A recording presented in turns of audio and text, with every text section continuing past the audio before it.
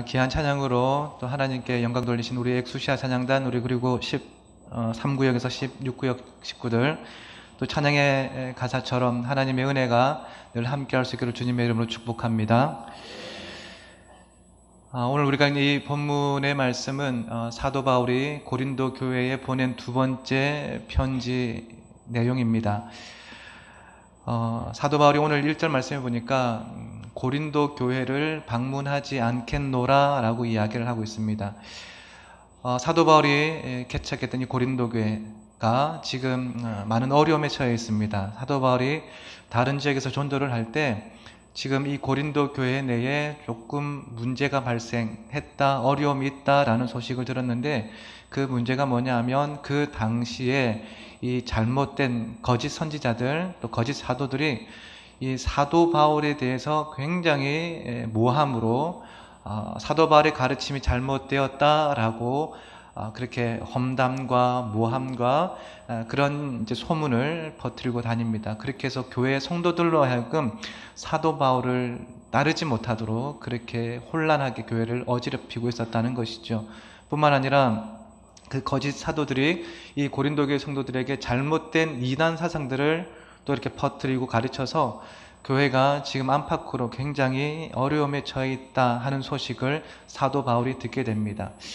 그래서 사도 바울이 이 소식을 듣고 빨리 고린도 교회에 들어가서 자신의 그런 억울함, 자신의 그 잘못된 그 소식들을 좀 바로잡고, 그리고 어려움 중에 있는 이 고린도 교회를 좀 바르게 좀 세워보고자 그런 마음을 들었을 것입니다. 하지만 사도 바울이 고린도 교회에 내가 가지 않겠노라 라고 이야기를 하고 있습니다. 오늘 고린도후서 2장 이 말씀을 통해서 이 사도 바울의 이 성숙한 신앙인의 모습을 우리가 몇 가지 좀 살펴보고자 하는데, 사도 바울에게 있었던 그리스도인의 참된 성숙한 모습이 무엇이냐?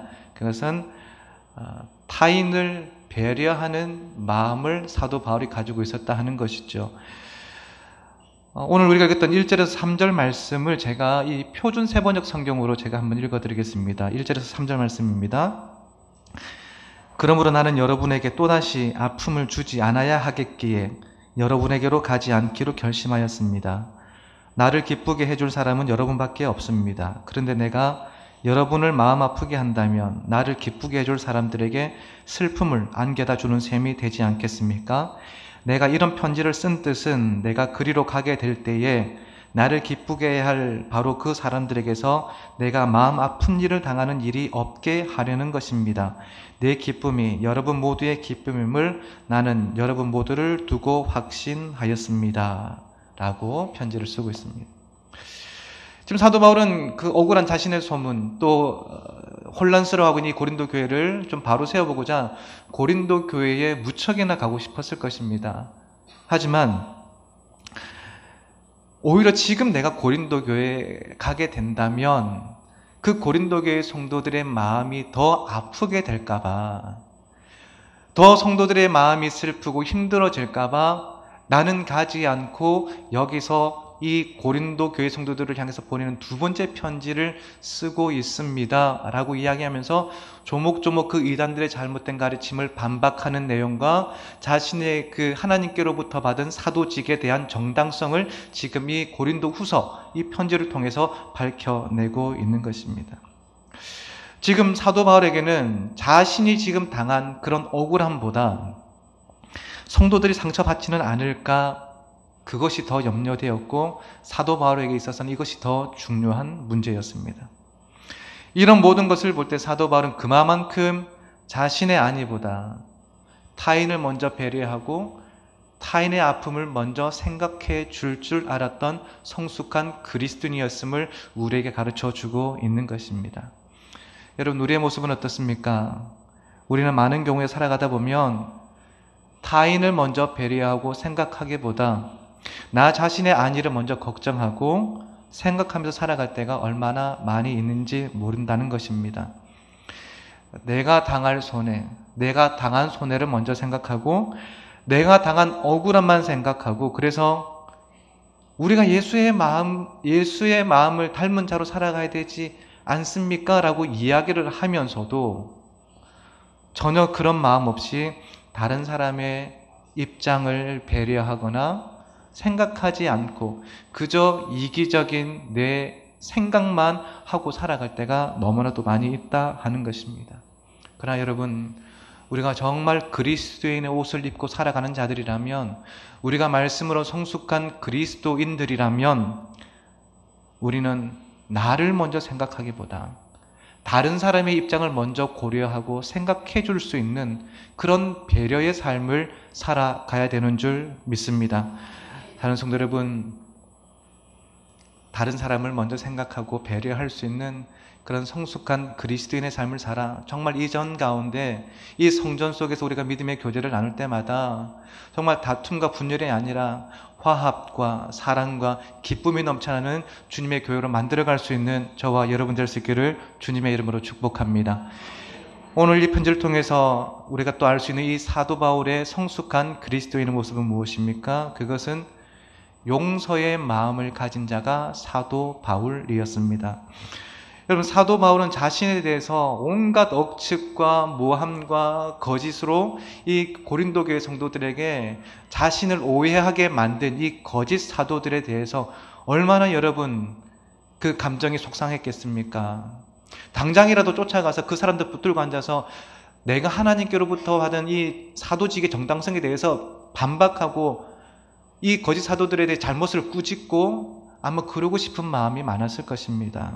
하지만 사도 바울은 오늘 편지를 통해서 그러한 사람들을 오히려 용서해 줄 수 있어야 한다라고 말씀을 하고 있는데, 오늘 5절에서 9절 말씀입니다. 이 말씀은 또 제가 표준 세번역 성경으로 읽어드리겠습니다. 누가 나를 마음 아프게 한 일이 있으면 실은 나를 마음 아프게 한 것이 아니라 과장하지 않고 말하면 어느 정도는 여러분 모두를 마음 아프게 한 것입니다. 여러분 대다수는 그러한 사람에게 이미 충분한 벌을 내렸습니다. 그러므로 여러분은 도리어 그를 용서해주고 위로해 주어야 합니다. 그 사람이 지나친 슬픔에 짓눌리는 일이 없게 해야 합니다. 그러므로 나는 여러분이 그에게 사랑을 나타내 보이기를 권합니다. 라고 편지에 기록을 하고 있습니다. 사도 바울은 지금 자신은 모함하고 어려움에 빠뜨린 그 사람들을 용서하고 위로하면서 오히려 그를 사랑으로 그들의 잘못과 허물을 덮어줄 것을 이 고린도 교회 성도들에게 권면하고 있는 것입니다. 여러분, 이것이 그리스도인의 옷을 입고 살아가는 자들의 삶의 모습이 아니겠습니까? 이것이 성숙한 그리스도인의 삶의 모습이라는 것이죠.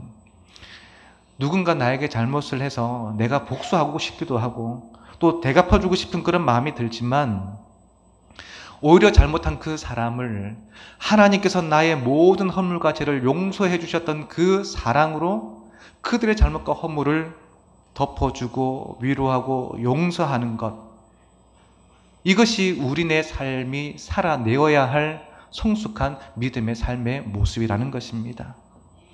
여러분, 지금 우리가 살아가는 이 시대를 한번 보십시오. 실수와 잘못에 대해서는 결코 자비가 없습니다. 무정한 시대를 살아가고 있습니다. 이러한 시대에 우리는 어떤 모습으로 살아가고 계십니까? 여러분, 우리는 원래 죽을 수밖에 없는 죄인입니다. 죄 때문에 영원한 형벌 속에서 살아갈 수밖에 없는 그런 죄인된 존재가 우리였습니다. 하지만 예수 그리스도께서 자신의 생명을 십자가에 내어주시기까지 우리를 용서하시고 그 예수 그리스도의 보혈의 피로 우리의 모든 죄를 덮어주셨습니다. 우리가 그런 값없는 은혜와 사랑을 받은 자들의 사실을 우리가 믿는다면, 자격 없는 우리가 그 예수님의 그 희생의 대가로 받은 그 용서와 사랑을 우리가 믿는다면, 나에게 잘못하고 나에게 실수한 사람도 그 사랑으로 얼마든지 덮어줄 수 있어야 한다는 것입니다. 사랑하는 성도 여러분, 정말 우리 모두가 용서의 사람으로, 용서를 베풀 줄 아는 믿음의 사람으로 살아갈 수 있기를 간절히 바랍니다. 내가 때로는 당한 억울함 때문에 아프기도 하고 힘들 때도 있지만, 그러나 주님께서 나에게 베푸신 그 크신, 정말 말할 수 없는, 형용할 수 없는 그 하나님의 은혜와 사랑으로 우리에게 잘못하고 실수한 사람이 있다 할지라도 용서하는 그런 믿음의 삶을 살아갈 수 있기를 간절히 바랍니다. 마지막으로 사도 바울에게 볼 수 있는, 또 우리가 배워야 할 그리스도인의 성숙한 모습이 무엇입니까? 그것은 희생할 줄 아는 사람이 사도 바울의 모습이었다 하는 것입니다. 오늘 우리가 읽은 본문 15절 말씀에 보면 이렇게 기록합니다. 우리는 구원받는 자들에게나 망하는 자들에게나 하나님 앞에서 그리스도의 향기다라고 사도 바울이 이야기를 하고 있습니다.